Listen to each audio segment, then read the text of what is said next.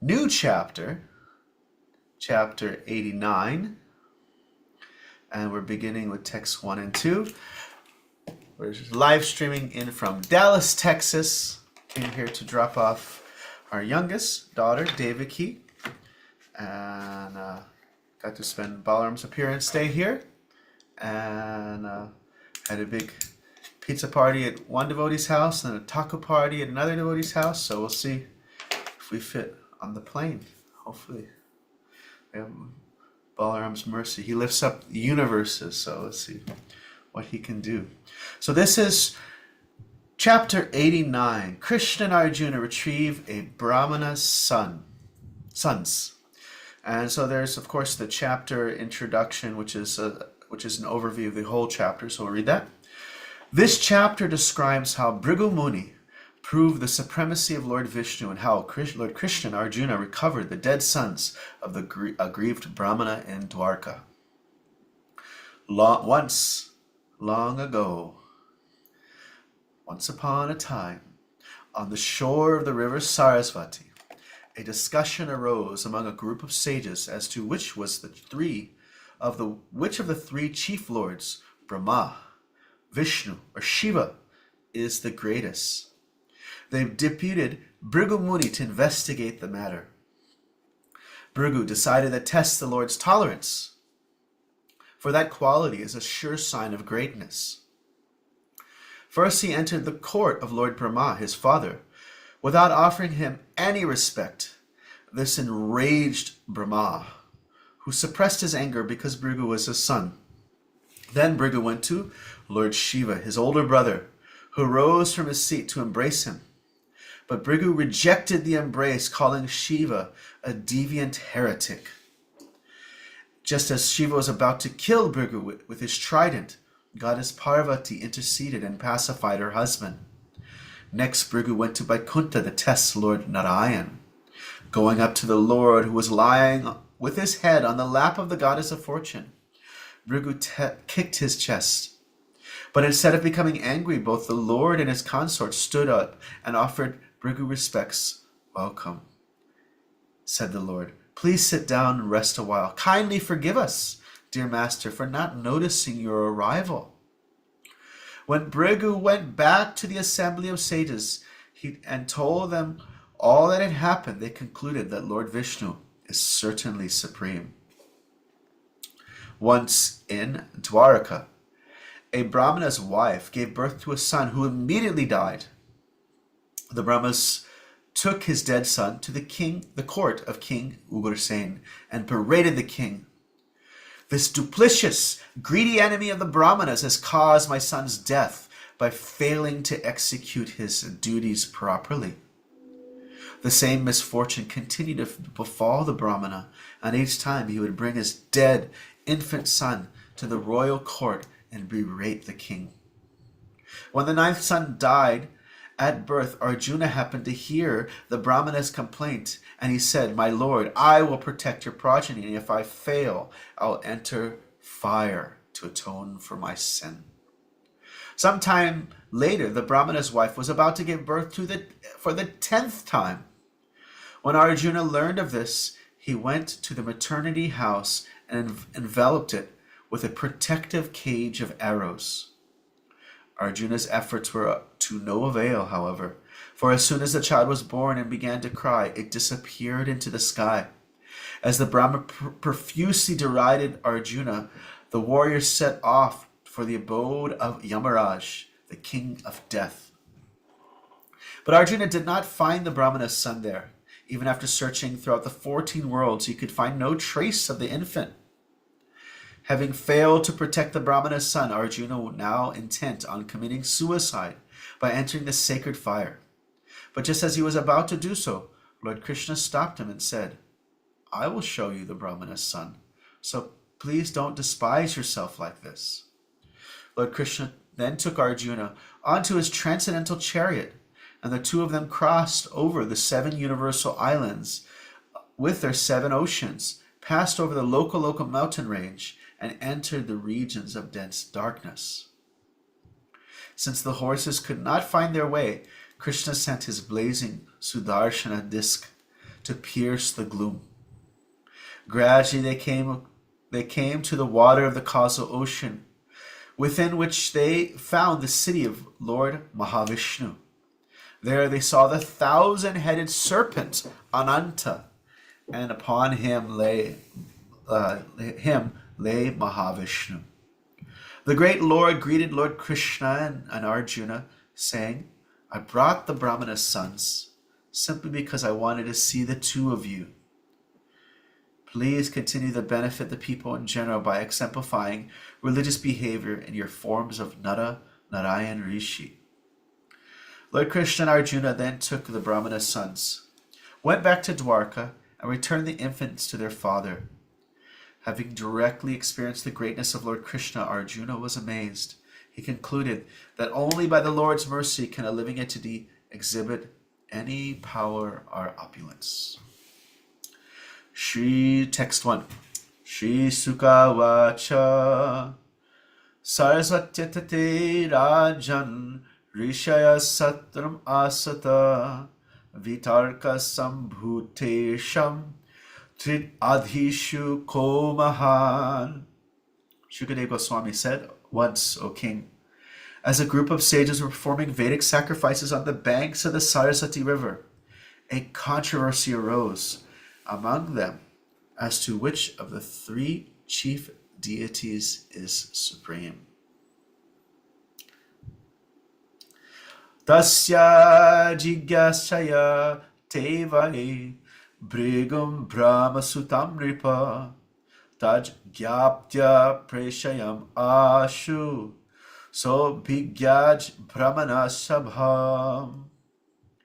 Eager to resolve this question, O king, the sages sent by Lord Brahma's son to Bhrigu, Lord Brahma's son Bhrigu to find the answer.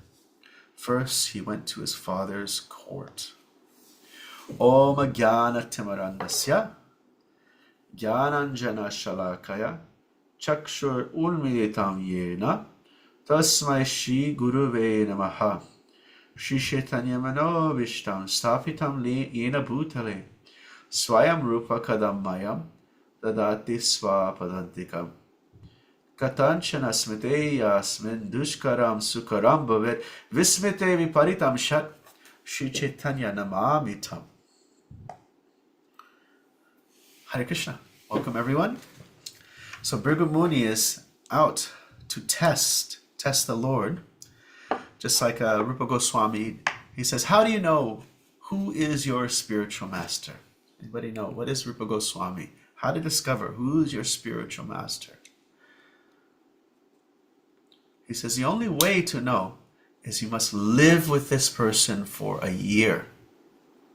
And this way, the spiritual master can see, this person can be my disciple. And the disciple can see, yes, this is someone I can listen to. This is what. So he's saying we test, but we'll find this is how the sages are going to test.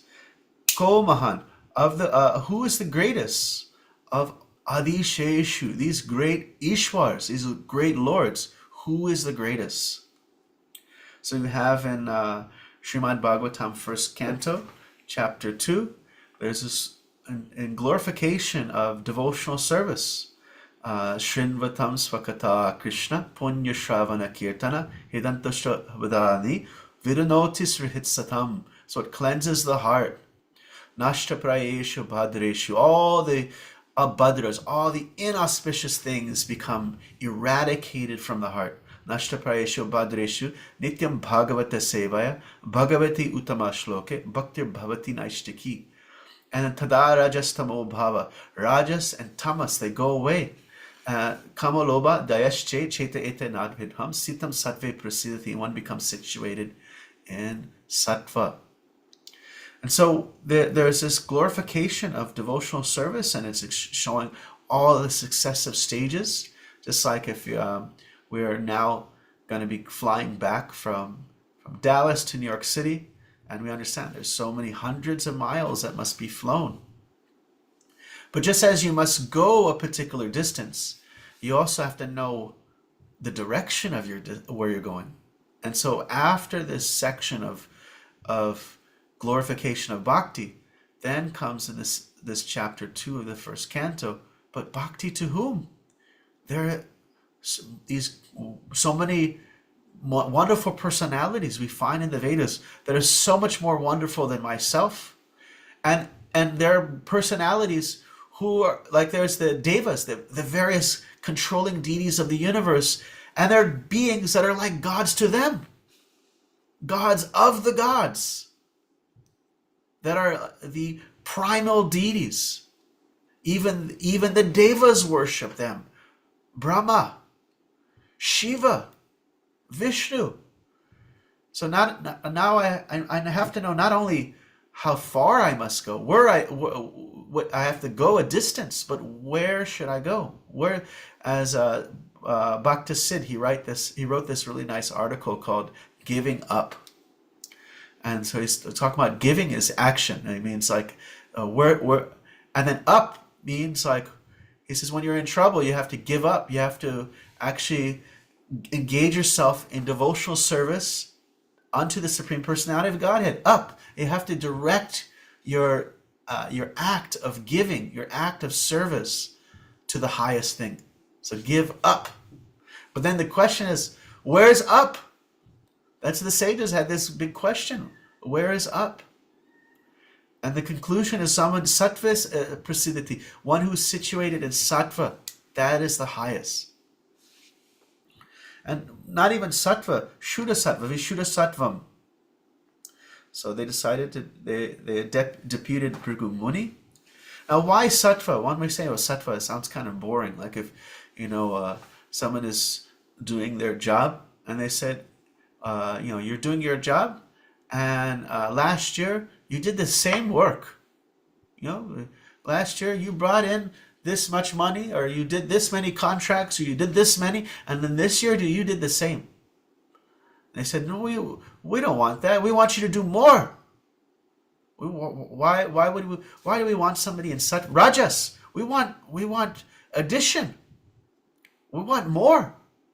What kind of hero should we honor? Someone who is just doing the same thing all the time? Don't we want more?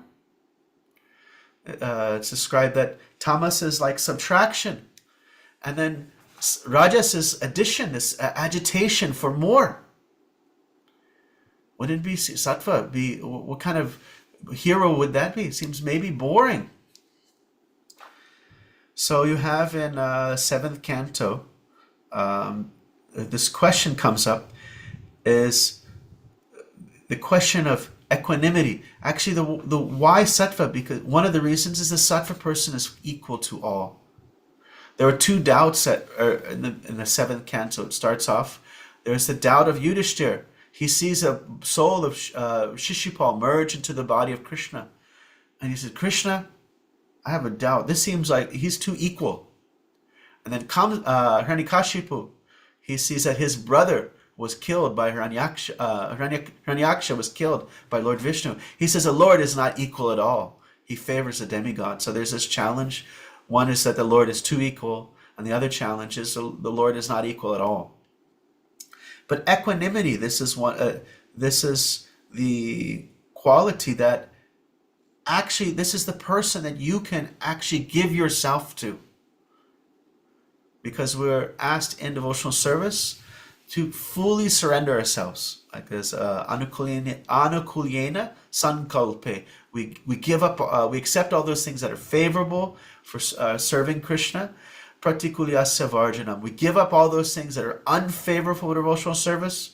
We see the Lord as our protector, as our master. Goptrit vevaranam tata. We also practice humility and full self-surrender. So these are different symptoms, the 6 symptoms of surrender. But you can't actually surrender to someone who's rajas, who is actually ambitious for material benefit. The only person you can really surrender to is someone who is fully self-satisfied and equal to all. And so Bhrigu Muni, the sages, are finding who is actually worthy, Who is the worthy candidate? Who can we actually surrender to? Who is actually situated in sattva? So as we said in this first canto, second chapter, after describing the different stages of devotional service, then it describes, so you have the first section of verses in the first canto, chapter 2, is dignified. The sages are dignified. The qualities of the sages, Sukadeva Goswami, they're all glorified. So this is D, and that's just for dignified. Then I is for inquiries answered. This is the famous verse of I Pom Samparo Dharma, verses 6 and 7, where the first two questions of the Bhagavatam are answered. Then V, this is D-I-V, it's going to spell divine. So the next section of verses in the first canto, chapter 2, is value. What is a value? What is the artha? What is the supreme, most valuable thing? And so this is where they speak on devotional service. And the next I is increments, where they talk about the stages of devotional service. And then the next one, the next letter is N, for navigate. Devotional service is wonderful, but to whom should I offer my service to? So then you have this verse, Sattvam, let me see, where is the, I need a refresher. This is first canto, chapter 2, text number 23. Sattvam rajastam iti prakater gunaster yukta pura pusha eka hasya dati stityadaye harivirin shihirete samgya shreyam sitatras kalu satratanam tranam shu. So you have this one being who is actually manifesting himself in the material world in three different forms.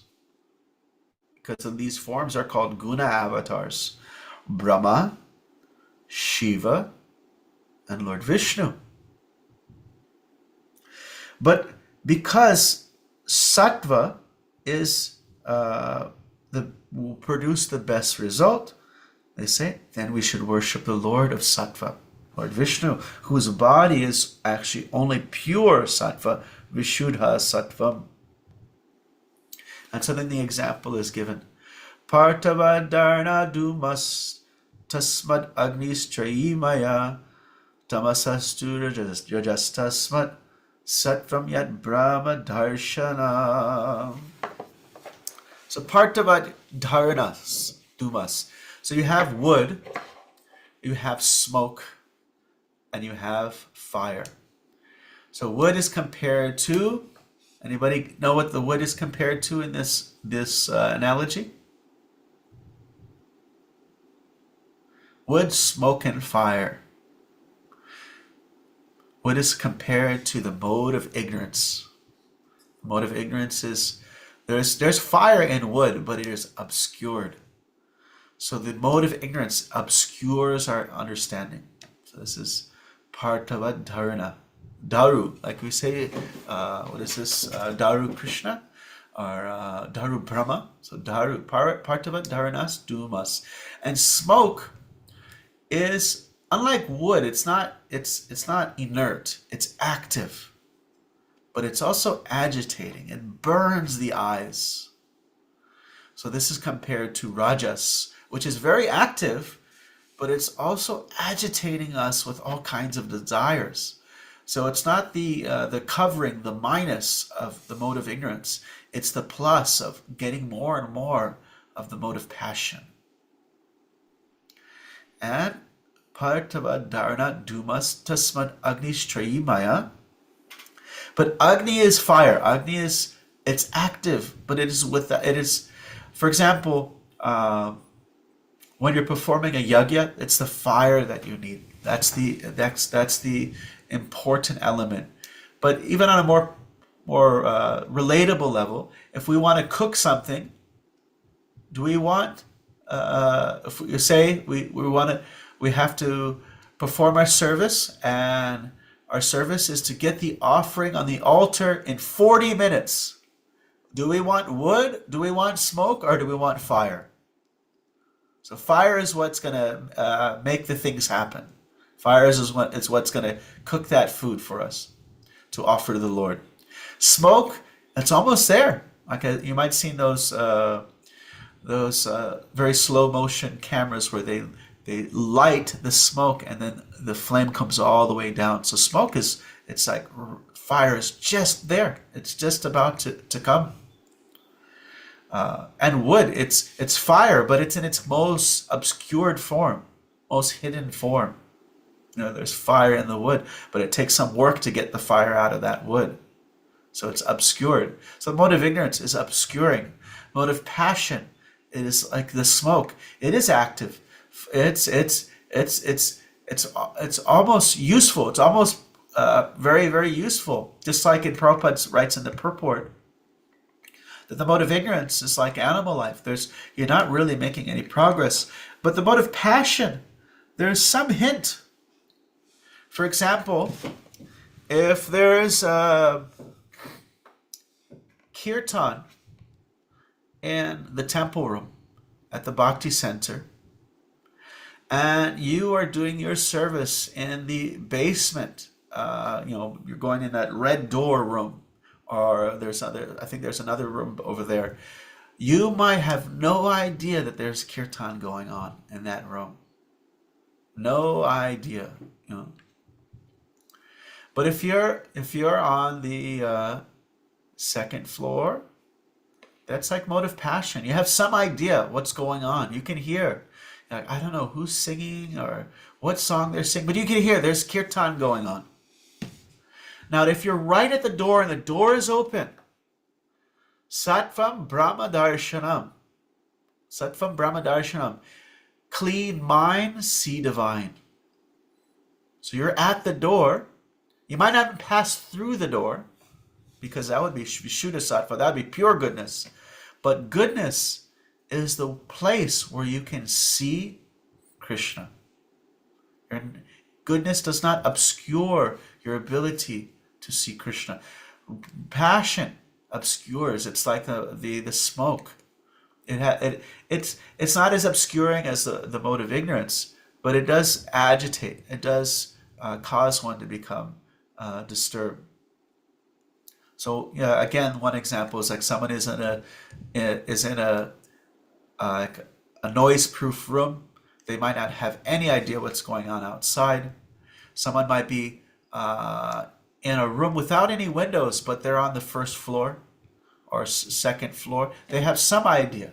So mode of passion gives you some idea of the self, maybe some idea through the cultivation of a good civilization. You might have some idea.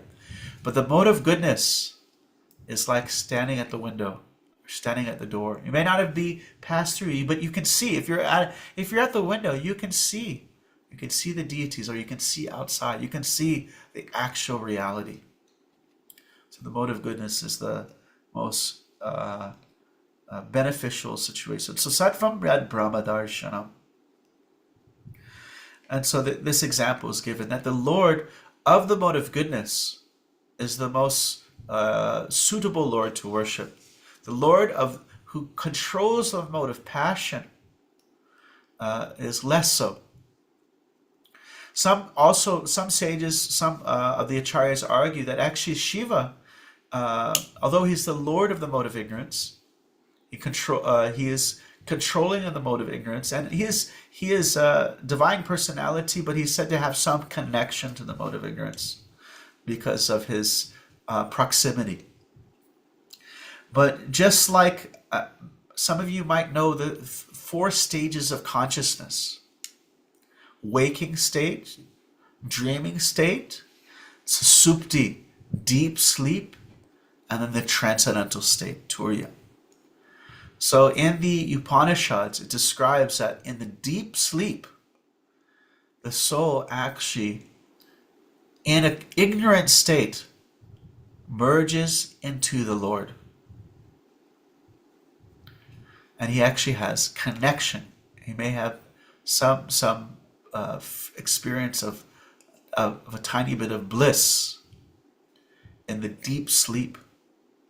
Deep sleep means you forget everything. You have lost your identity. There is no false ego.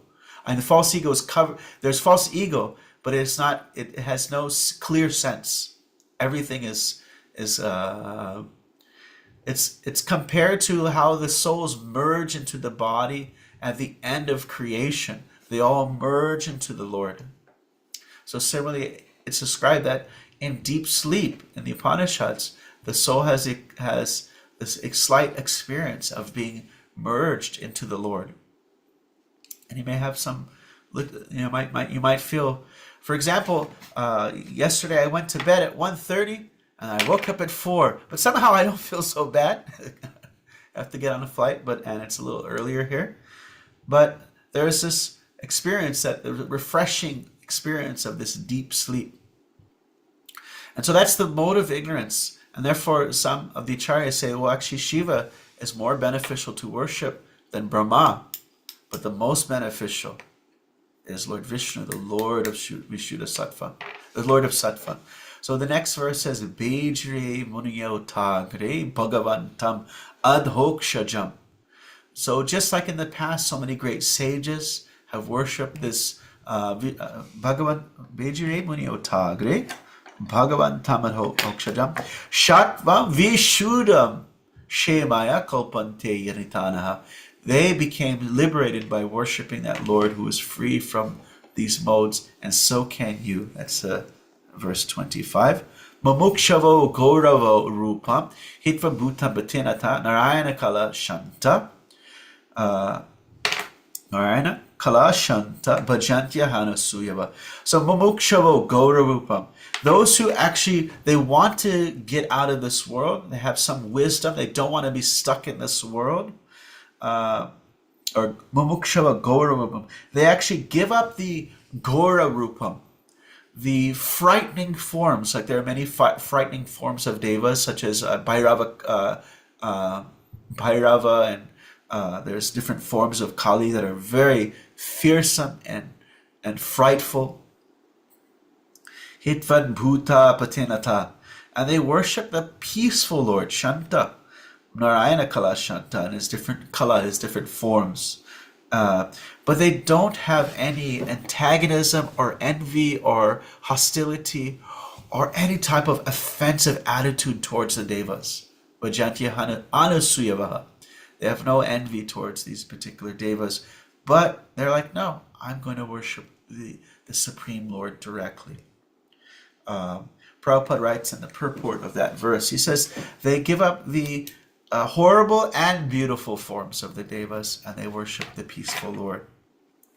Next verse is Rajas Tamas Prakritaya Shamashila Bhajanti Vai. So one is directed to worship according to their modes of material nature. But do we really want to just be stuck where we're at?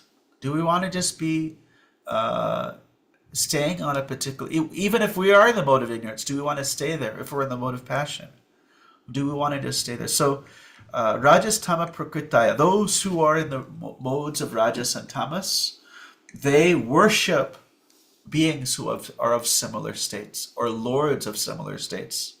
Shama Shila Bhajanti Bhai. So those who are similar, Sama, their faith is directed according to their gunas. Priti Bhuta Prajeshadan. So someone who wants Shriya Aishwarya Prajepshava. You want beauty, you want wealth, you want opulences, you want power. For those who minds are situated in that way, as Krishna describes also in the 7th chapter of Bhagavad Gita, he directs them, okay, you worship the devas.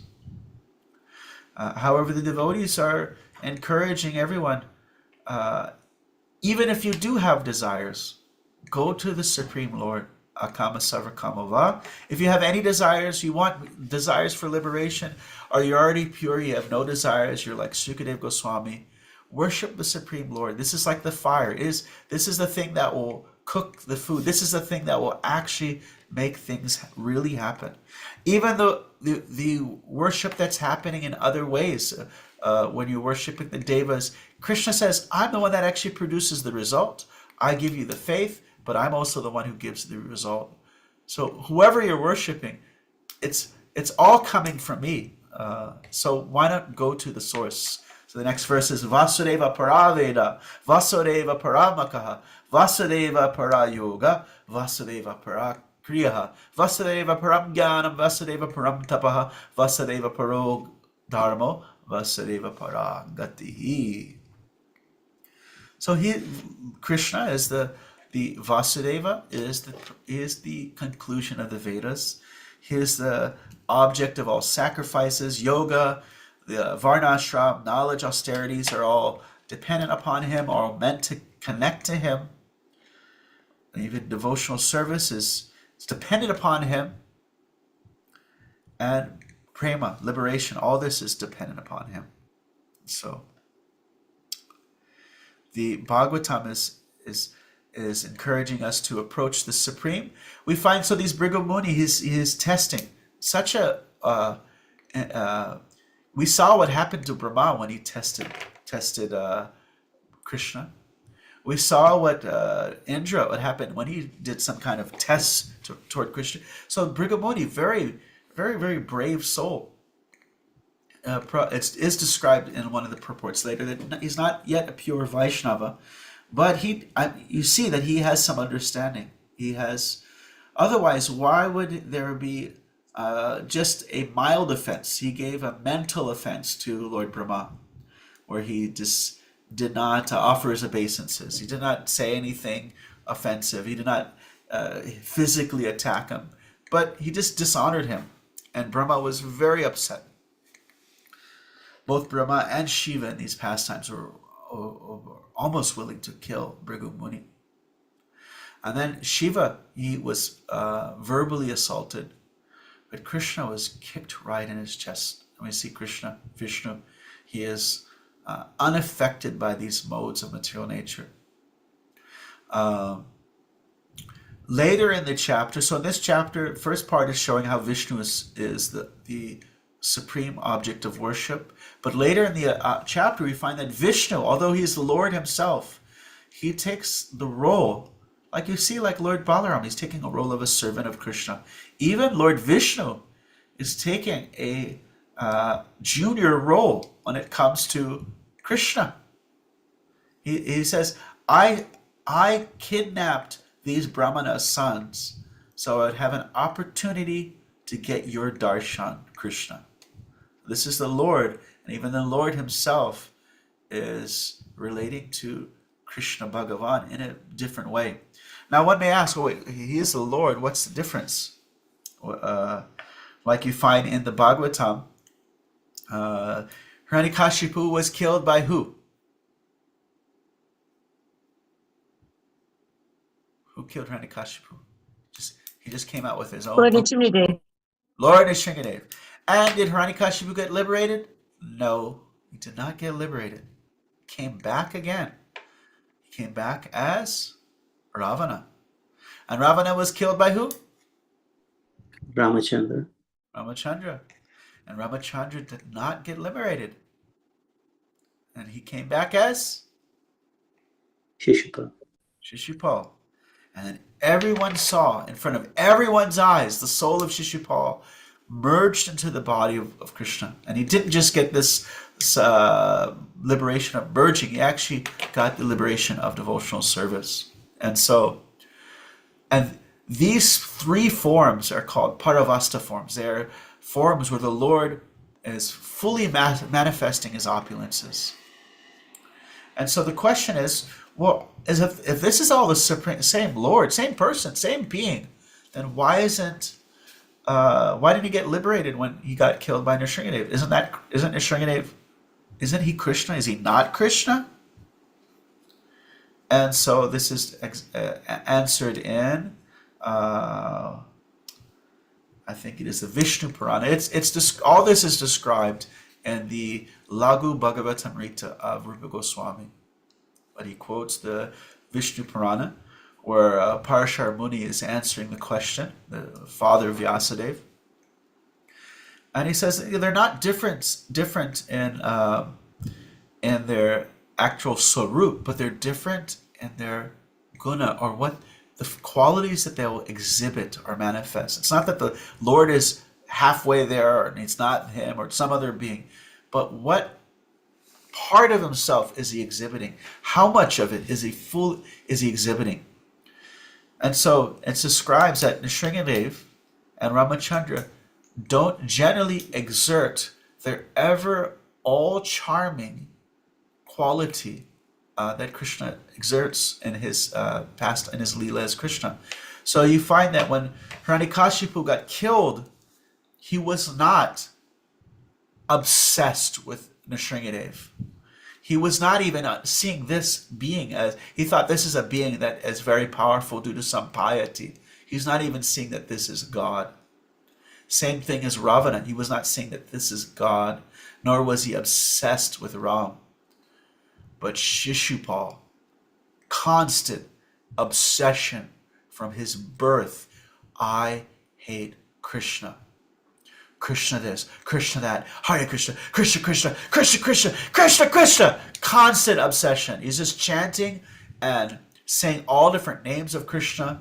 He called him lotus-eyed wielder of the Shanga bow. He called him all kinds of names, but calling the Lord's names also, not just the names of insults, but also calling the Lord's names constantly in full absorption, like Kamsa was constantly fully absorbed.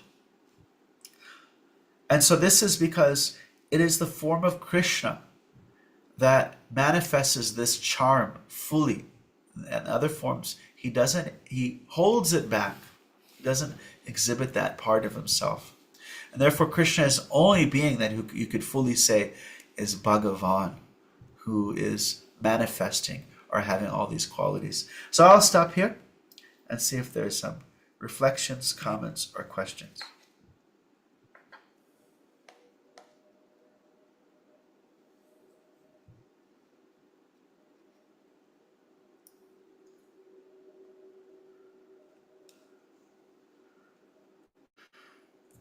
Hopefully nobody will kick me in my chest. It's testing.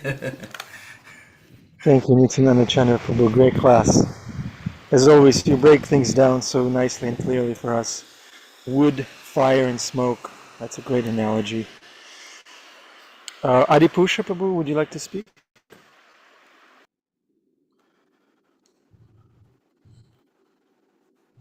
Well, Hare Krishna. Wonderful class. Perfect. Covered it in an extraordinary and complete way. Can you hear us okay? Thank you. Yes. You can hear us? Yeah. Yep.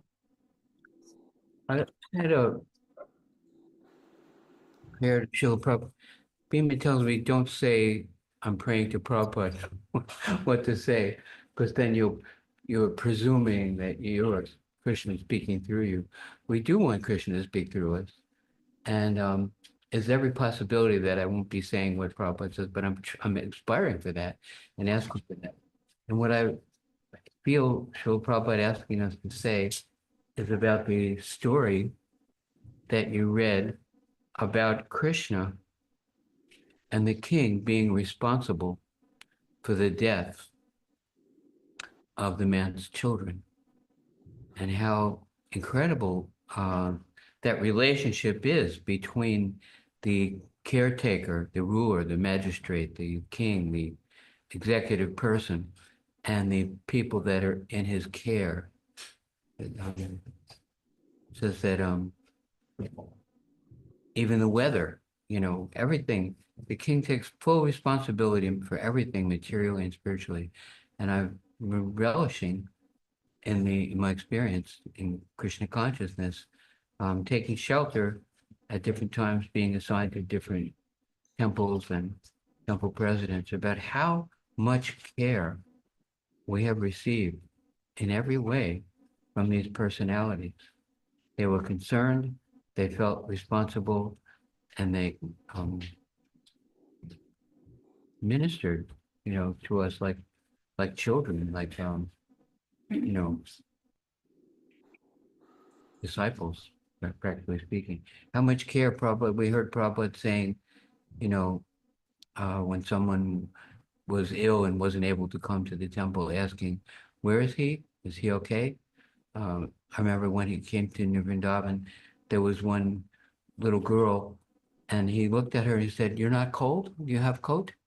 You know, Prabhupada, exalted international, Jagat Guru, and concerned that this little girl didn't have a coat on and it was a little cool outside. So that's a nice thing about how Arjuna was willing to die if he couldn't protect the father from his children's leaving the world.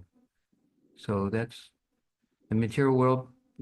It says that we were reading just yesterday that the rulers are somehow becoming in power just to exploit the citizens, to extract taxes from them for their own aggrandizement.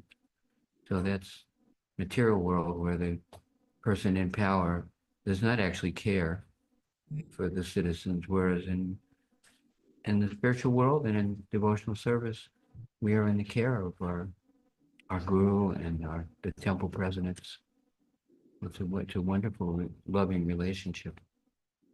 Anyway, I'm talking too long. Oh, glory to Srila Prabhupada. Madan Gopal Prabhu? Hare Krishna. Obeisances, Desha Prabhupada. Thank you for class.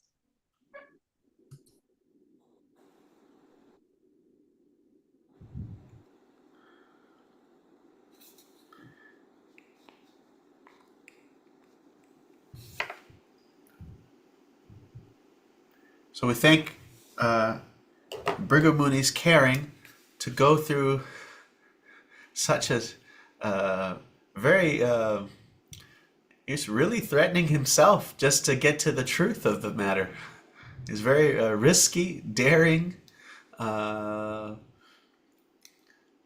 This is sometimes to find out the truth. We must be very daring.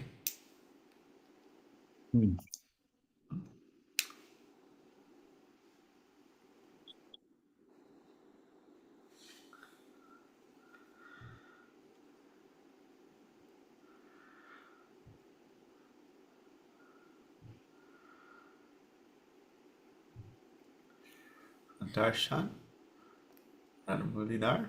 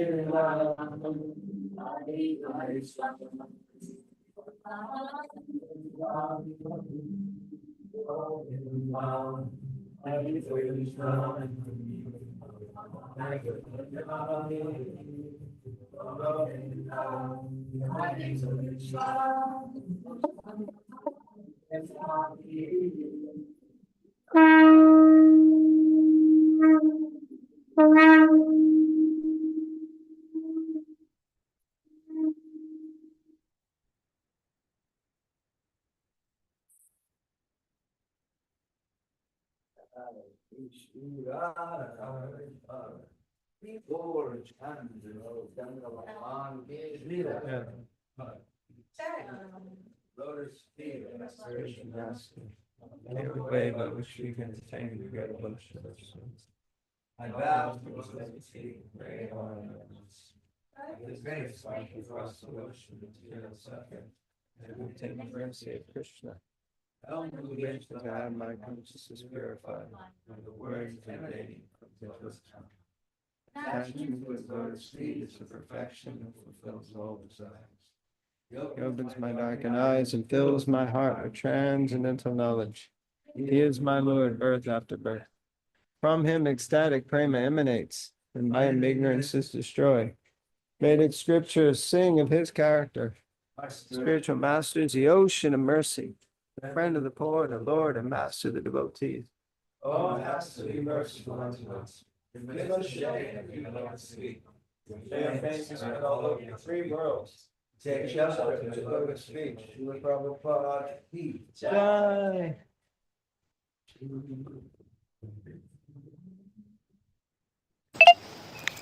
Arjuna Prabhu ki jai. Okay, welcome to the Afterglow. Nityananda Chandra Prabhu, you have a few minutes? Yes, he does. Great. Dear devotees, please reflect. Whether you are wood, fire, or smoke, please reflect. Sweet close up, Devaki says. Thank you, Devaki Priti. I missed a little bit of the Madan Gopal Prabhu was speaking and I missed it. Madan Gopal Prabhu, would you like to please kindly repeat what you said? I said, very wonderful class. Hare Krishna. Please accept my obeisances. Jai Shri Prabhupada. Thank you. Great, I'm so Very glad. profound. Very profound. Thank you, Prabhu. No, I appreciate it very much. I think it is, and you can see a lot of comments also in here. Thank you so much for the great class. Nityananda Chandra Prabhu, final instructions, please. Risk everything to discover what is the absolute truth. That nice video on Brahmananga's Instagram page, where he's, I think it's him, or maybe it's what's that other devotee, where they're interviewing Hridayananda Maharaj, and he says the truest conception of God is the one that is most complete. So if like, for example, he's saying, like, I didn't hear anywhere else God is the most attractive, most beautiful person, but God, it has to be the greatest of everything. That's by definition. Bhagavan, or Brahman means the greatest. So if he's not the most beautiful, then he's not the greatest. And so whatever conception of God is the greatest is the truest. So Brigham Muni, he was trying to figure out who's the greatest. Koma, of these three, Adi Sheshu, Ko Mahan, who's the Mahan, who's the great? Thank you, Prabhu. Krishna is the greatest, and we feel it. Jai. Krishna Kumari, Janardhan, Malati, would you like to recite the Maha Mantra to complete our yagya? Krishna Kumari is always in ecstasy. Hare Krishna, Krishna Krishna, Hare Hare, Hare Rama, Rama Rama, Hare Hare. Sweet. Thank you very much. Happy Sunday, dear devotees. Srila Prabhupada ki jai. Guru Parampara ki jai. Nityananda Chandra Prabhu representing Vyasadeva today. Ki.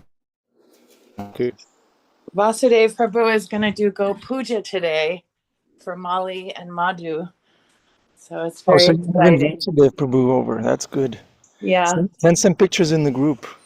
I will try. I'm not on WhatsApp, but I'll send them to somebody. Just send them. You're not on WhatsApp? Oh, brother. I'll I got send you the kicked link. off, but I'll send you the link.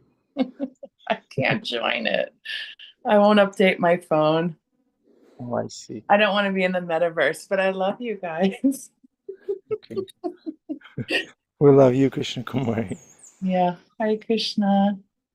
Hare Krishna.